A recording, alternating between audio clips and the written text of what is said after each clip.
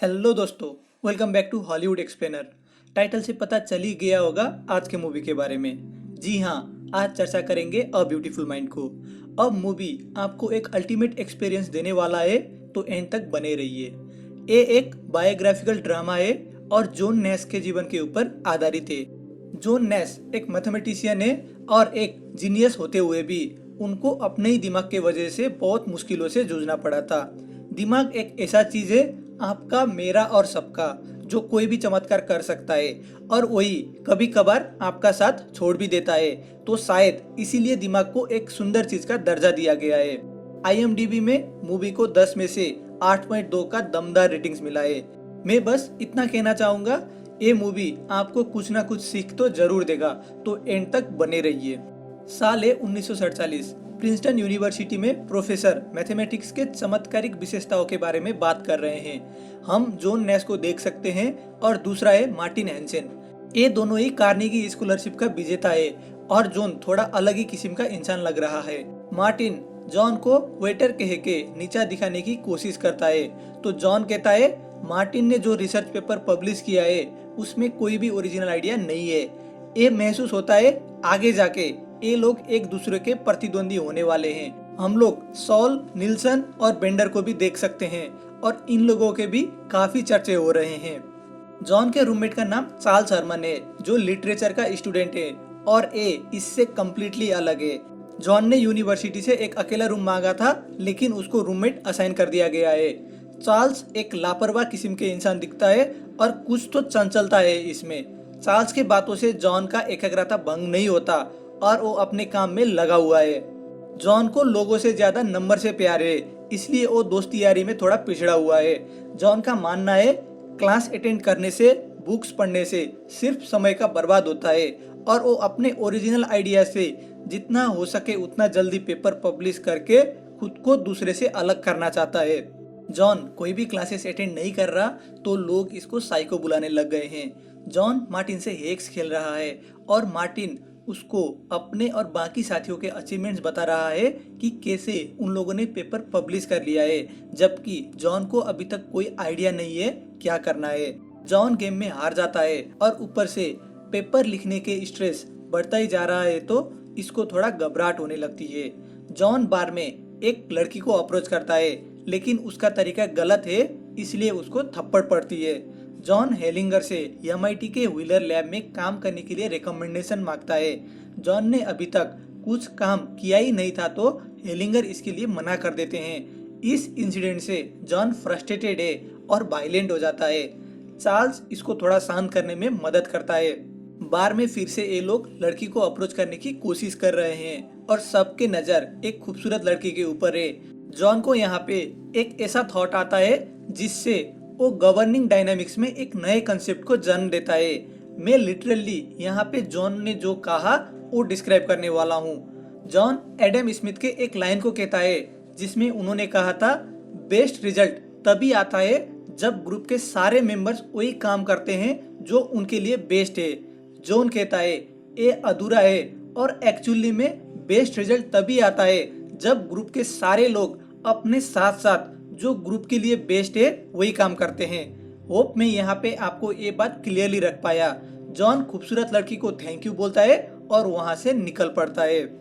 ये जो पेपर लिखता है वो मैथमेटिकल इकोनॉमिक्स के लिए बहुत ही उपयोगी होने वाला है और इकोनॉमिक थ्योरी में काफी बड़ी ब्रेक थ्रू है, जिससे इसको आसानी से व्हीलर लैब में रिकमेंडेशन मिल जाती है। अपने साथी के तौर में ये सॉल और बेंडर को चूज करता है। सब लोग खुश है और सेलिब्रेट कर रहे हैं। मार्टिन भी जॉन के इस सक्सेस को सेलिब्रेट करता है। 5 साल बाद 1953 में हम जॉन को पेंटागन में देख सकते हैं, जिसको वहाँ पे कोई कोड ब्रेक करने के लिए बुलाया गया है। जनरल का मानना है ये सारे रेडियो वेव्स मॉस्को से आ रहे हैं। जॉन सारे नंबर्स को देख के एनालाइज करता है और पैटर्न को पता लगाता है। उस सारे लॉन्गिट्यूड्स और लैटिट्यूड्स के पॉइंट है जो बहुत सारे लोकेशन को पॉइंट करता है। ऐसे लोकेशंस 10 से भी ज्यादा है और शायद रशियंस बॉर्डर के साथ इंटरफेयर करने की कोशिश कर रहे हैं। जॉन के इस काम को अप्रिशिएट किया जाता है और जॉन भी काफी एक्साइटेड है। जॉन इसको एक क्लासिफाइड काम बताता है और बाहर इसके बारे में किसी से भी बात नहीं करता। अभी उसको व्हीलर लैब में जो काम कर रहा था वो आसान और समय का बर्बादी लगने लगता है। जॉन MIT में एक कैलकुलस का क्लास ले रहा होता है और वो एलिसिया से मिलता है। ऐसा झलकता है दोनों एक दूसरे के प्रति आकर्षित है। जब जॉन पेंटागन में कोड को ब्रेक कर रहा था, डिफेंस डिपार्टमेंट का एक सीक्रेट एजेंट विलियम पार्सर उसको देख रहा होता है। विलियम जॉन को एक नए असाइनमेंट देता है जिसमें जॉन को न्यूज़पेपर और मैगजीन्स में पढ़े कोड को पता लगाना है और उनको सीक्रेटली मेल कर देना है। विलियम कह रहा है रशियंस रहस्यमय तरीके से ऐसे कोड में बात करते हैं ताकि किसी को पता ना चले और जॉन के काबिलियत यहाँ पे उपयोगी हो सकता है। जॉन के कोड ब्रेकिंग तकनीक का बहुत ही प्रशंसा किया जाता है। उसके हाथ में एक रेडियम डायट प्रत्यारोपण किया जाता है जहाँ पे उसको मेल बॉक्स का लोकेशन मिलता है। उसको हर एक फाइंडिंग्स का रिपोर्ट बना के ऐसे अलग अलग जगहों में पहुंचाना है। जॉन और एलिसिया के नजदीकियां बढ़ता ही जा रहा है और ये लोग अपने इस टाइम का काफी आनंद उठा रहे हैं। जॉन डिफेंस डिपार्टमेंट का काम काफी गंभीरता पूर्वक कर रहा है। एक कोर्स को ब्रेक करता है और रिपोर्ट तैयार करके सीक्रेट लोकेशन में पहुंचा देता है। जॉन अपने इस काम के बारे में किसी को भी नहीं बताता, एलिसिया तक को भी। जॉन एक बार प्रिंसटन यूनिवर्सिटी में अपने पुराने रूममेट चार्ल्स और उसके भांजी से मिलता है। दोनों अपने अपने पर्सनल लाइफ और वर्क लाइफ के बारे में बात करते हैं। जॉन एलिसिया को शादी के लिए प्रपोज करता है और दोनों बहुत ही धूमधाम से शादी करते हैं। विलियम जॉन के ऊपर यहाँ पे भी नजर बनाए हुए रखा था। एक बार जब जॉन अपने फाइंडिंग्स के रिपोर्ट को सीक्रेट मेल बॉक्स में डाल रहा होता है, रशियंस इसका पीछा करने लग जाते हैं। विलियम इसको बचा तो लेता है लेकिन गोलीबारी की वजह से जॉन के दिमाग में गहरा असर पहुंच जाता है। अब जॉन की हरकतों में काफी चेंज आने लगता है और पागलों के जैसे बर्ताव करने लगता है। इसको हमेशा यही डर रहता है कहीं कोई इसको देख तो नहीं रहा, कोई इसका पीछा तो नहीं कर रहा और ये इसके बाकी कामों में भी ध्यान नहीं दे पाता। जॉन विलियम को कहता है वो एक काम को त्यागना चाहता है लेकिन विलियम मना कर देता है और कहता है अगर इस काम को कंटिन्यू नहीं किए तो मैं तुम्हें और तुम्हारे फैमिली को रशियन से नहीं बचा पाऊंगा और कुछ भी हो सकता है। इस सब से जॉन और भी डर जाता है और घर में भी इसको ऐसा लगने लगता है रशियंस ही फॉलो कर रहे हैं। एलिसिया प्रेग्नेंट है और जॉन के ऐसे व्यवहार देख के परेशान है। जॉन बहुत ही डरा हुआ है और चार्ल्स से भी हेल्प मांगने लगता है। एक बार जब ये हार्वर्ड यूनिवर्सिटी में क्लास ले रहा होता है, उसको लगता है शायद कोई उसका पीछा कर रहा है। जॉन के क्लास को चार्ल्स और उसके भांजी ने भी ज्वाइन किया हुआ था। जॉन वहां से भागने की कोशिश करता है लेकिन जो लोग उसका पीछा कर रहे थे वो पकड़ ही लेते हैं। एक्चुअली में वो लोग साइकियाट्रिक हॉस्पिटल से थे और एलिसिया ने ही इन्फॉर्म किया था जॉन के बढ़ते खराब दिमागी हालत को देखकर। जॉन को लग रहा था ये सब रशियन किडनैपर से और इससे इंफॉर्मेशन निकालने की कोशिश कर रहे हैं। वो डॉक्टरों को रशियन स्पाई की तरह सोचता है और कह रहा है उसको कुछ मालूम नहीं। डॉक्टर के आगे ही जॉन चार्ल्स से मदद मांगता है। जॉन चार्ल्स को देख रहा था लेकिन डॉक्टर को कोई भी दिखाई नहीं दे रहा था।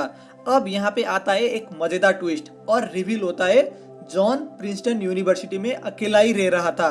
डॉक्टर रोजेन ने पता लगाया था यूनिवर्सिटी में चार्ल्स नाम का कोई स्टूडेंट था ही नहीं।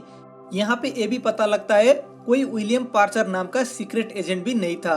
पहले तो एलिसिया को ऐसा बिलीव करना थोड़ा मुश्किल हो जाता है लेकिन जब वो जॉन के ऑफिस को देखती है जहाँ पे वो हर जगह मैगजीन्स और न्यूज़पेपर्स के कटे हुए पोस्टर देखती है, उसको थोड़ा शक हो जाता है।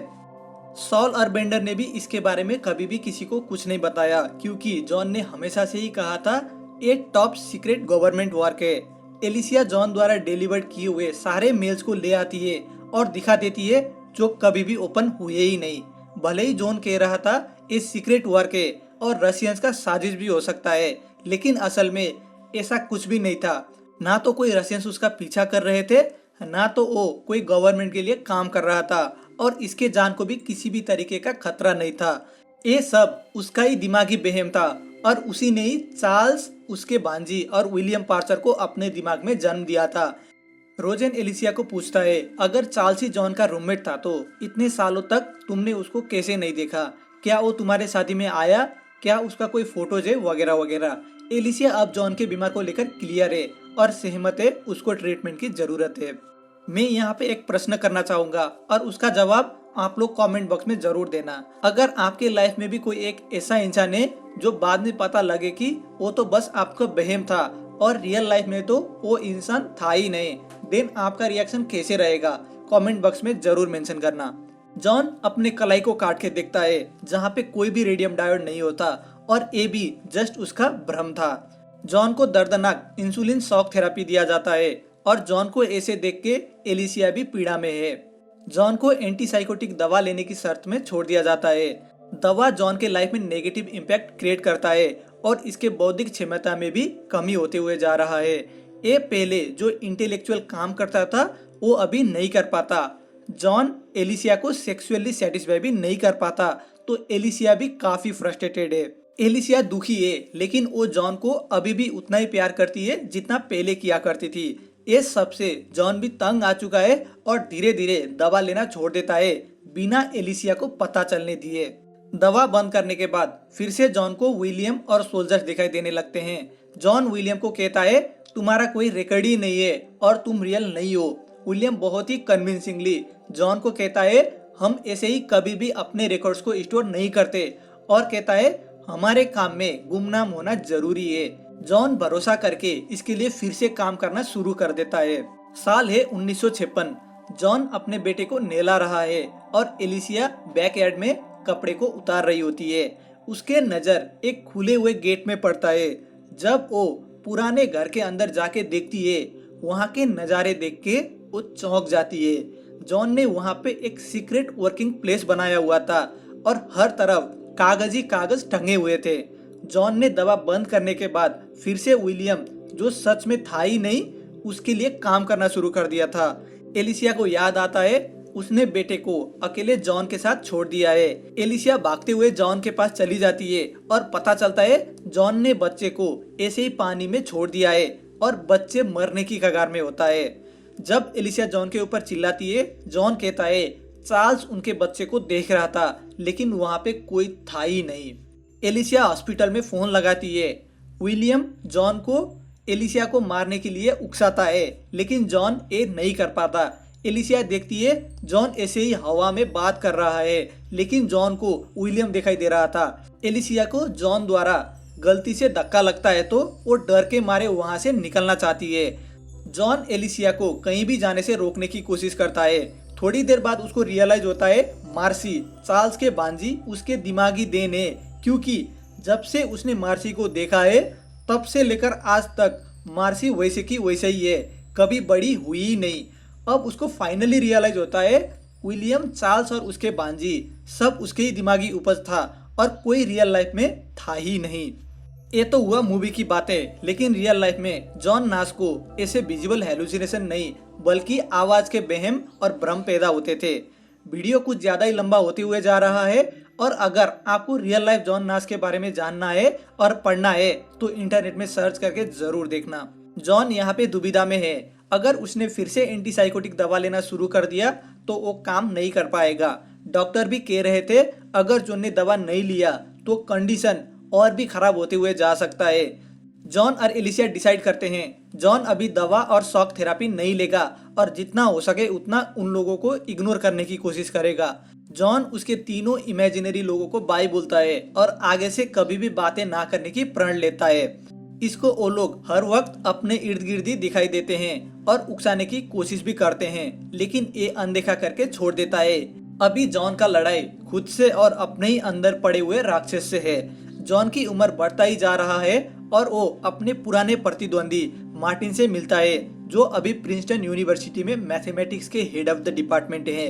मार्टिन उसको प्रॉपर ऑफिस तो नहीं दे पाता लेकिन इधर उधर काम करने के लिए अलाउ कर देता है।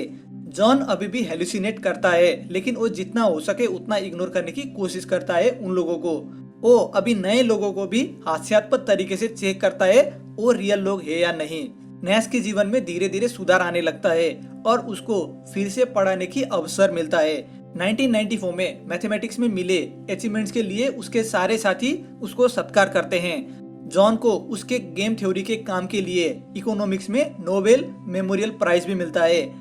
सेरेमोनी को अटेंड करके जॉन और एलिसिया निकल रहे होते हैं और जॉन को अपने इमेजिनरी लोग दिखाई देते हैं लेकिन वो उन लोगों को बेवास्ता करके निकल जाता है। यहाँ पे आप स्क्रीन में देख सकते हो जॉन के काम कितने और फील्ड में काम आए थे। 2001 में जब ये मूवी रिलीज हुई थी, जॉन प्रिंसटन यूनिवर्सिटी के मैथमेटिक्स डिपार्टमेंट में रोज काम कर रहे थे और रोज चल के ऑफिस जाया करते थे। जब मैं ये वीडियो बना रहा हूँ उनका देहांत हो चुका है और वो हुआ था साल 2015 में। उनके बारे में अगर और भी जानना है तो प्लीज इंटरनेट में जरूर देखना। मेरे को ये बायोग्राफी काफी फैसिनेटिंग लगा और मेरे को ये सीख मिली प्रॉब्लम हर तरीके का हो सकता है, चाहे वो मेंटल हो या फिजिकल, लेकिन आपको बस डटे रहना है और हार तो कतई नहीं मानना है। आपका क्या कंक्लूजन है इस मूवी को लेकर वो भी कमेंट करके जरूर बताना। इस वीडियो के लिए इतना ही। वीडियो कैसा लगा कमेंट करके जरूर बता देना और अगर यहाँ तक देख ही चुके हो तो प्लीज वीडियो को लाइक करके चैनल को सब्सक्राइब भी जरूर कर देना। धन्यवाद।